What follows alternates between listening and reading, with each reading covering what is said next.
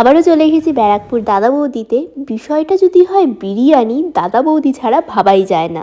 দাদা বৌদিতে আমি চলে এসেছি। এর আগে আমি সেকেন্ড ফ্লোরে বসেছিলাম, এবার এসে ফার্স্ট ফ্লোরে বসলাম। ফার্স্ট ফ্লোরের অ্যাম্বিয়েন্সটা ঠিক এরকমই রয়েছে।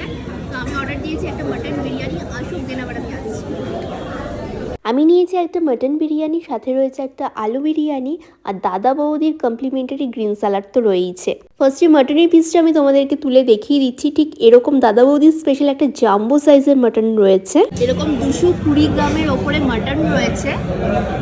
এখানে হাঁটটা খুলেই এলো জাস্ট। আর আলু দেওয়া রয়েছে, দেখো একেবারে ব্রাউন আলু, জাম্বো সাইজের। আর রাইসের কোয়ান্টিটি তো তোমরা দেখতেই পাচ্ছ। অসাধারণ টেস্ট, একদম ব্রাউন অ্যান্ড হোয়াইট রাইস মেশানো, যার টানে আমি বারবার এখানে ফিরে আসি।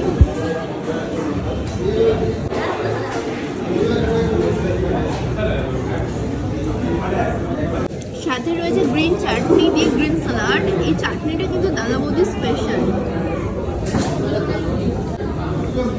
আলু দিয়ে মাখিয়ে রাইস দিয়ে পেয়ার করছি। এখান থেকে হালকা চাটনি নিচ্ছি।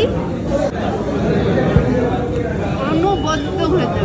এই হচ্ছে আমার টোটাল বিল। আমার ছিল একটা আলু বিরিয়ানি যেটার প্রাইস পড়েছে 142, অ্যান্ড একটা মাটন বিরিয়ানি যেটার প্রাইস রয়েছে 333। আমার টোটাল বিল পড়েছে 505 জিএসটি নিয়ে।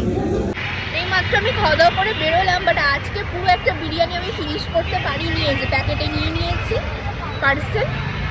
চলো বাড়ি যাচ্ছি।